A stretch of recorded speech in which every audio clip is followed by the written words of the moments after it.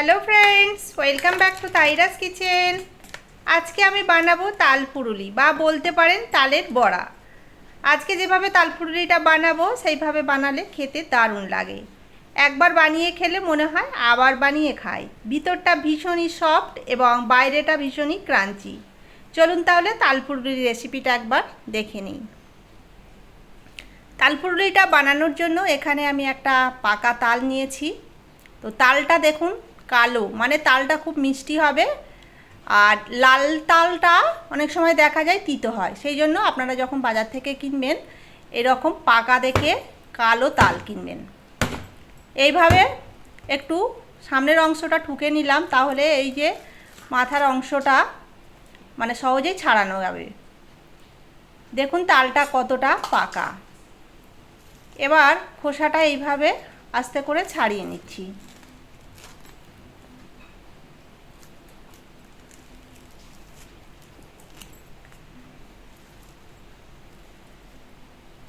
এইভাবে আস্তে আস্তে টান দিলেই কিন্তু খোসাটা সহজেই ছাড়ানো যাবে।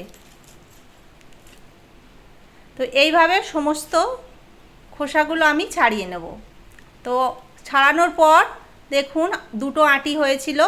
তো পাল্পটা সহজে বার করার জন্য আঁটিতে সামান্য একটু জল দিয়ে চটকে নিয়েছি, আর এই রকম একটা চুবড়িতে আমি পাল্পটা বার করে নেব। সেই জন্য একটা স্টিলের থালার ওপর চুবড়িটা দিয়ে দিলাম, আর এই যে আঁটিটা এইভাবে একটু ঘষে নিচ্ছি। দেখুন খুবই ইজি ব্যাপার। এই চুবড়িতে আমার মনে হয় চুবড়িতেই সবথেকে ভালোভাবে পাল্পটা বার করা যায়। আর এইভাবে একটু ঘুরিয়ে ঘুরিয়ে আঁটিটা ঘষে নিতে হবে।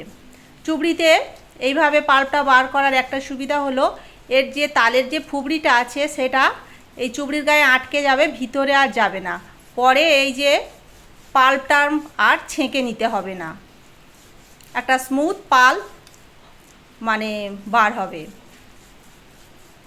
তো দেখুন এইভাবে ঘষে নিয়েছি, সমস্ত তালের পাল্পটা আমি বার করে নিয়েছি। এবার এই আঁটিটা আমি ফেলে দেব। দেখুন কতটা পাল্প আমার হয়েছে। মোট দুটো তালের পাল্প আমি বের করে নিয়েছি। আর এই যে চুবড়িতে যেটুকু আটকে আছে এইভাবে হাত দিয়ে তুলে নিচ্ছি। দেখুন কত সুন্দর হয়েছে পাল্পটা।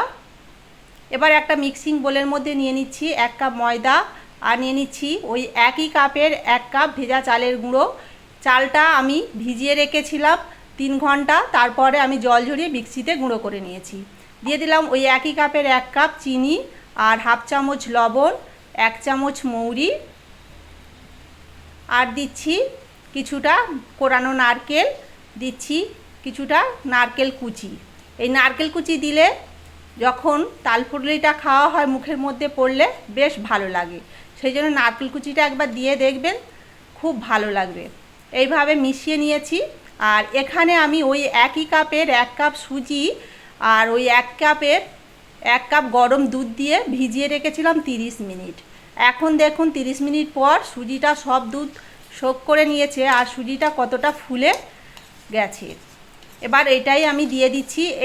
এই প্রসেসটা অবশ্যই করবেন, তাহলে মানে পুরুলিটা খেতে দারুণ হবে, আর সুজিটাও দারুণ ফুলকো হবে।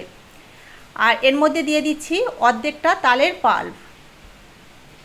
এবার হাত দিয়ে খুব ভালোভাবে মিশিয়ে নিচ্ছি।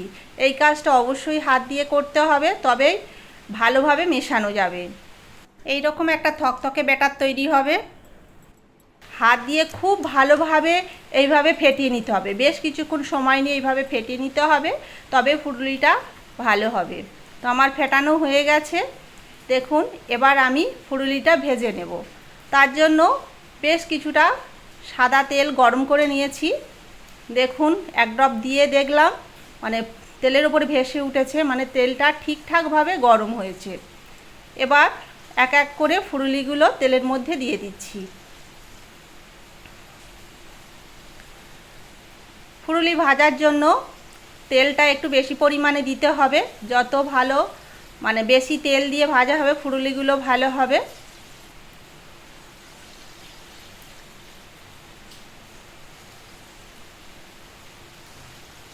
চাল গুঁড়ো যেটা আমি দিয়েছি ওইটায় আপনারা একটু চালটা খুব মিহি করে গুঁড়ো করবেন না, একটু সামান্য গোটা গোটা রাখবেন, তাহলে খেতে কিন্তু ভালো হবে। সব মানে দেয়া হয়ে গেছে। এবার চামচ দিয়ে এইভাবে একটু উল্টে পাল্টে দিচ্ছি, আর মিডিয়াম আঁচে করতে হবে। দেখুন ফুলুরিগুলো ফুলে কত বড় হয়েছে, কত দারুণ দেখতে লাগছে। মিডিয়াম আঁচে ধীরে সুস্থে করে নিয়েছি, আর এইভাবে একটু নাড়তে নাড়তে দেখুন একটা দারুণ কালার চলে এসেছে। তো এর থেকে বেশি কালার আর আমি করব না। এবার আমি মানে তেল ঝরিয়ে তুলে নেব।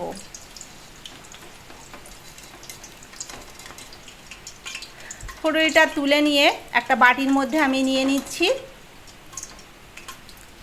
তো এই পদ্ধতিতে আমি সব কটা ফুলুরি ভেজে নেব।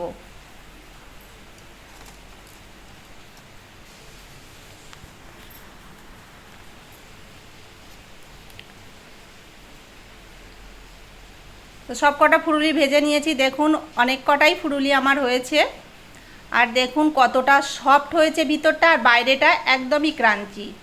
তো ভেঙে দেখাই আপনাদেরকে ভিতরটা কেমন হয়েছে। দেখুন ভিতরটা কত অসাধারণ হয়েছে, একটুও কিন্তু কাঁচা নেই। আরও একটা দেখাচ্ছি, দেখুন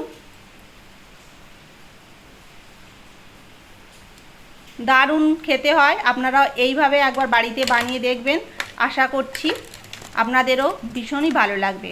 তো এটা একটা প্লেটে আমি ঢেলে নিলাম। আশা করছি আমার আজকের ভিডিওটা আপনাদের ভালো লেগেছে, আর ভালো লাগলে প্লিজ লাইক, শেয়ার এবং চ্যানেলটা অবশ্যই সাবস্ক্রাইব করে রাখবেন। তাহলে ভিডিওটা আজকের মতো এখানেই শেষ করছি। আবার দেখা হয়ে যাবে অন্য একটা নতুন ভিডিও নিয়ে। আপনারা খুব ভালো থাকবেন, সুস্থ থাকবেন, সাবধানে থাকবেন।